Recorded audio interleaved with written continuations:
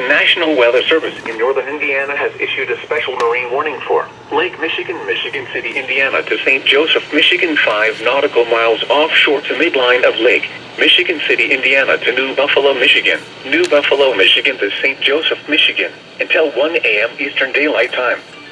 At 11:29 p.m. Eastern Daylight Time, strong thunderstorms were located along the line extending from 30 nautical miles southeast of Winthrop Harbor to 30 nautical miles southwest of Michigan City, moving northeast at 40 knots. Hazard: wind gusts 34 knots or greater. Source: radar.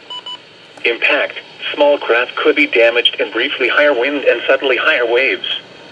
Locations impacted include New Buffalo, St. Joseph, and Michigan City. Move to safe harbor until hazardous weather passes.